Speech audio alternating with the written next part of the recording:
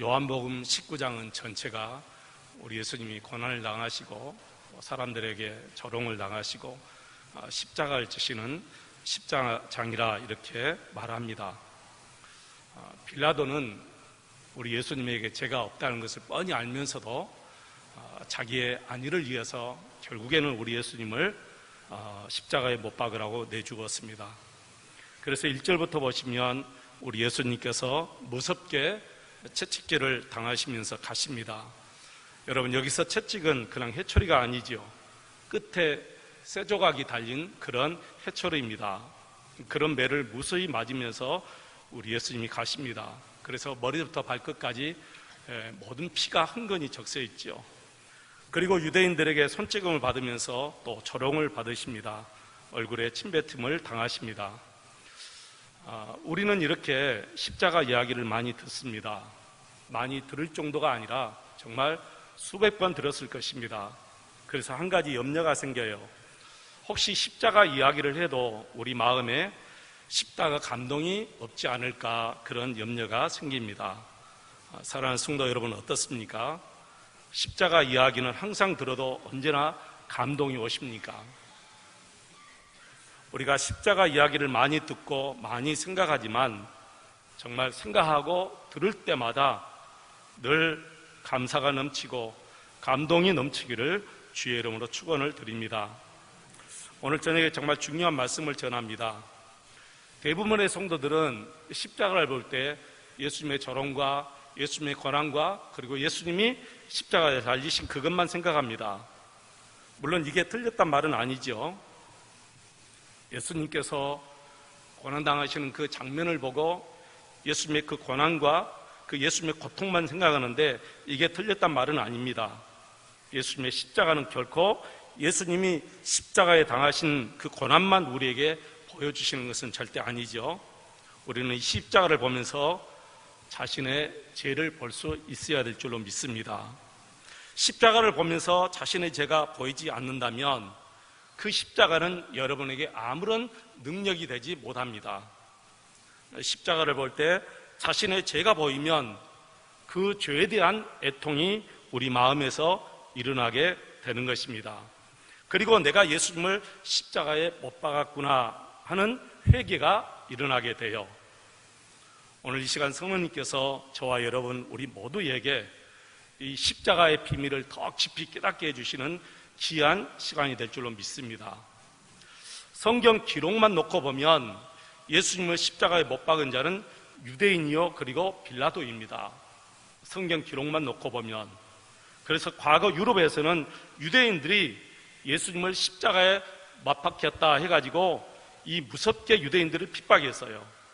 왜 지금 유대인들이 쉽게 이 십자가의 복음을 받아들이지 못하느냐 하면 과거 유럽의 기독교인들에게 예수님의 이름으로 핍박을 너무나 많이 받았기 때문에 그렇습니다.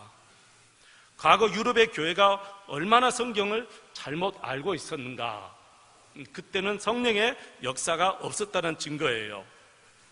성령님은 결코 우리를 그렇게 인도하지 않습니다. 예수님을 십자가에 못 박아 죽인 자는 유대인들이 아니고 로마 병정들이 아니고 바로 우리 자신인 줄로 믿습니다. 여러분, 몇 년 전에 아주 유명한 패션 오브 크리스트 영화 보셨죠? 이 영화가 개봉되기 전에 유대인들에게 아주 큰 반감을 샀습니다. 이 영화를 만든 엘 깁슨 감독에게 유대인 단체가 극심하게 반발하면서 이렇게 물었습니다. 결국 유대인들이 예수를 십자가에 죽였단 말입니까? 이렇게 물을 때 멜 깁슨 감독이 이렇게 대답했습니다. 아니요, 예수를 죽인 사람은 당신들이 아니라 바로 우리입니다. 그렇게 얘기했습니다. 여러분, 예수님은 나의 죄로 인하여 십자가에 못 박히신 것입니다. 그것이 우리를 애통하게 하는 것이에요. 십자가의 도는 우리의 모든 죄를 사해 주시는 능력이 있습니다. 그러나 죄에 대한 애통함이 먼저 있어야만이 이 죄사함의 축복을 우리가 누리고 감사할 수가 있는 거예요. 죄에 대한 애통이 없으면 아무리 십자가를 바라보아도 회개가 될 수가 없어요. 그래서 십자가는 우리를 죄에서 건지시기 위해서 하나님이 우리에게 주신 거예요. 그래서 반드시 전제가 있어야 됩니다. 십자가에서 죄 사함을 누리면 반드시 죄에 대한 애통함이 먼저 우리에게 일어나야 된다는 거예요. 그래서 사도행전 3장 19절 말씀 보시면 회개하고 돌이켜 너희 죄 사함을 받으라, 그렇게 말씀했습니다. 회개하고 돌이켜 너희 죄 사함을 받으라. 회개하라, 이 말은 너희 죄에 대한 애통함이 있어야 된다, 그런 말이죠. 반드시 회개는 애통함이 따라요. 애통함이 없는 회개는 진실한 회개가 될 수가 없습니다. 그래서 예수님의 십자가의 놀라운 역사는 회개한 사람에게 주어지는 것입니다. 마태복음 4장 17절에서도 우리 예수님께서 이렇게 말씀하셨어요. 회개하라, 천국이 가까이 왔느니라. 여기서 천국은 예수님을 얘기하는 것이에요. 예수님이 지금 우리 눈앞에 있어요. 예수님이 지금 그 유대인들 앞에 있어요. 바리새인들 앞에. 그래서 먼저 회개하라는 거예요. 여러분, 회개가 먼저입니다. 애통이 먼저인 줄로 믿습니다. 죄에 대한 애통함이 먼저 일어나야만이 십자가 능력이 내게 감사가 되고 감격이 되는 거예요. 여러분 혹시 좀 오래됐죠? 밀양이라는 영화 보셨지요? 그 영화를 보면 이 영화 감독이 굉장히 우리 기독교인들을 좀 빈정거리게 하는 그런 것이 나옵니다. 전도연 씨가 열연한 주인공 신혜라고 있죠. 이 신혜가 도시에서 살면서 남편을 사고로 잃고 남편의 고향인 밀양으로 내려와서 아들을 데리고 살아가요. 근데 그 아들이 납치범에 의해서, 유괴범에 의해서 납치돼 가지고 결국에는 죽습니다.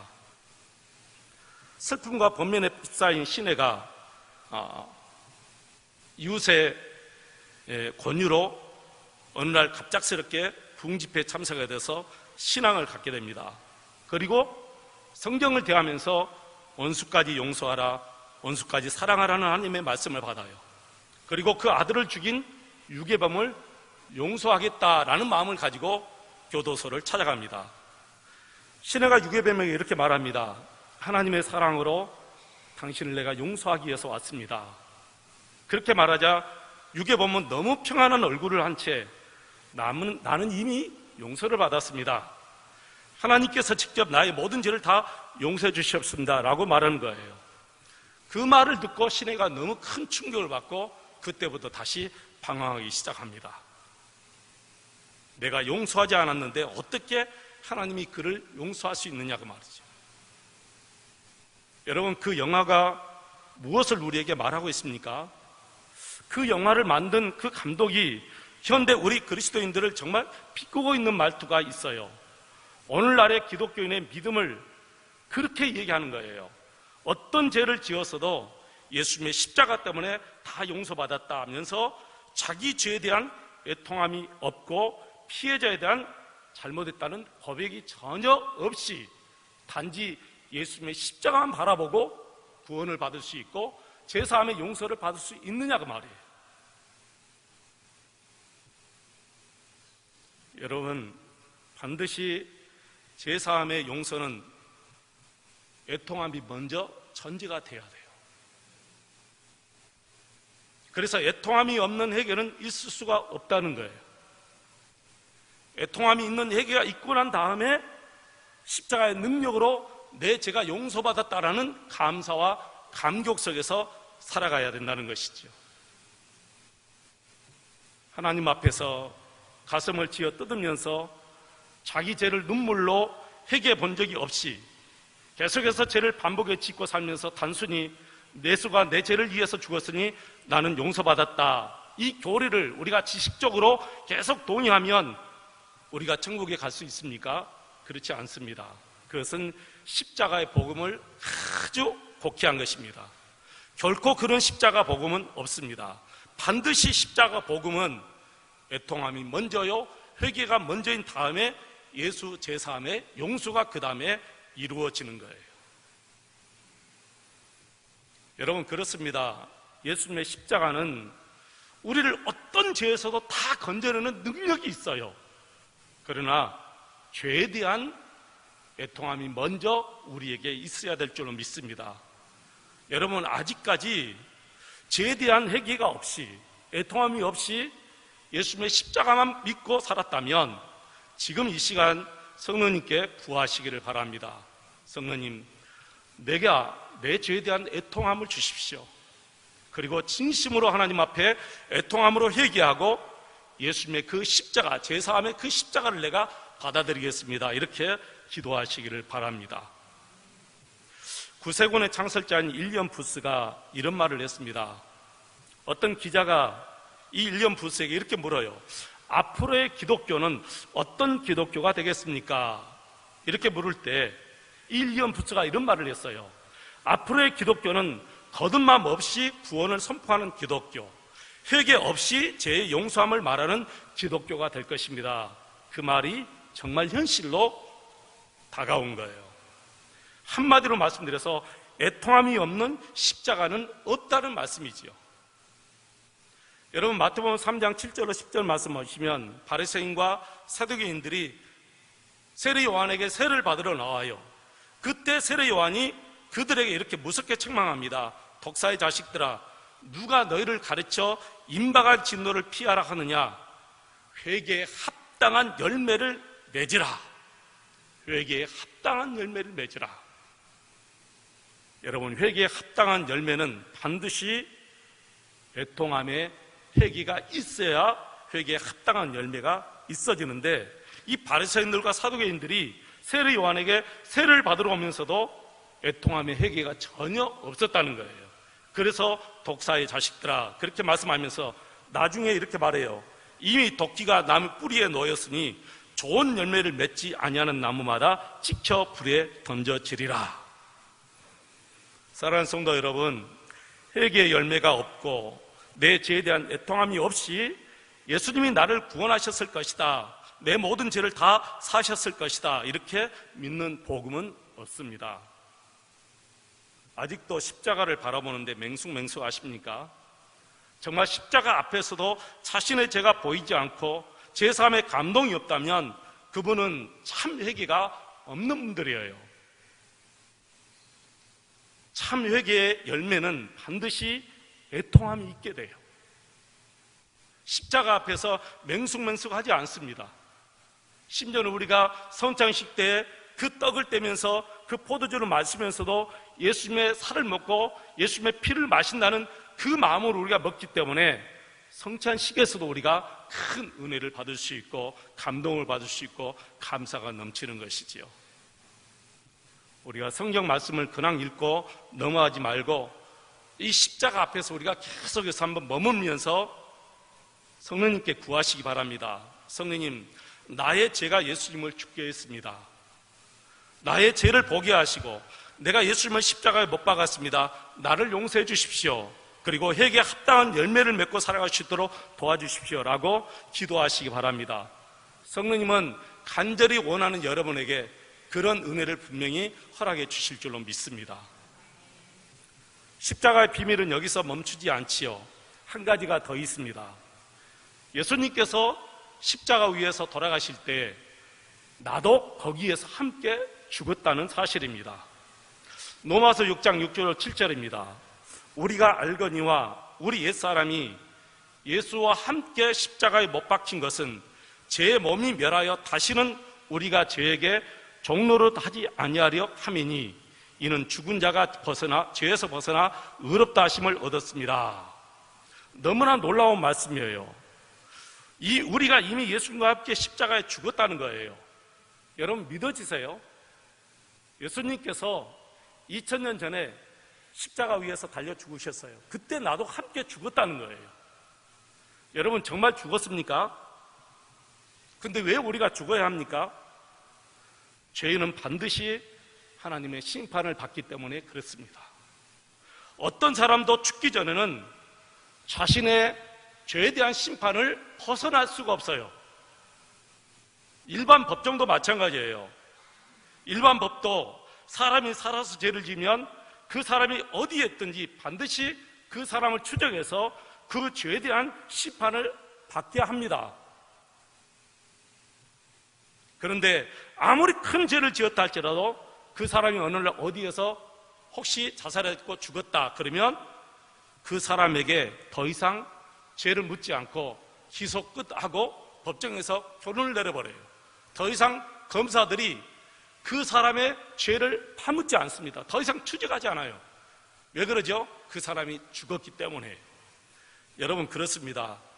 우리가 예수님과 함께 십자가 위에서 죽지 않았다면 우리는 하나님 앞에서 우리 죄에 대한 모든 심판을 무섭게 다 받아야 돼요. 여러분, 그 심판을 어떻게 받으시렵니까? 여러분, 죄가 한두 가지입니까? 우리의 죄가 정말 하나님의 심판을 벗어날 수 있는 그런 우리의 삶을 살았습니까? 아니지요. 우리는 하나님의 심판을 벗어날 수 없는 그런 무서운 죄, 어마어마한 죄를 다 짓고 살았어요. 실제로 우리 자신이 어쩌면 죄 덩어리예요. 바울 사도가 그렇게 고백했어요. 그런데 내가 예수님과 함께 십자가 위에서 죽었기 때문에 더 이상 우리 하나님은 저와 여러분에게 죄를 묻지 않는다는 거예요. 놀라운 말씀이에요. 이 비밀을 사도 바울이 갈라디아서 2장 20절에서 이렇게 또 고백합니다. 내가 그리스도와 함께 십자가에 못 박혀 죽었나니 그런즉 이제는 내가 사는 것이 아니요 그랬죠. 그런즉 이제는 내가 사는 것이 아니요 오직 내 안에 누가 산다 했어요? 그리스도께서 사신 것이라. 이제 내가 육체 가운데 사는 것은 육신으로 지금 이 세상에 있을 때를 얘기하는 거예요. 나를 사랑하사 나를 위하여 자기 자신을 버리신 하나님의 아들을 믿는 믿음 안에서 사는 것이라.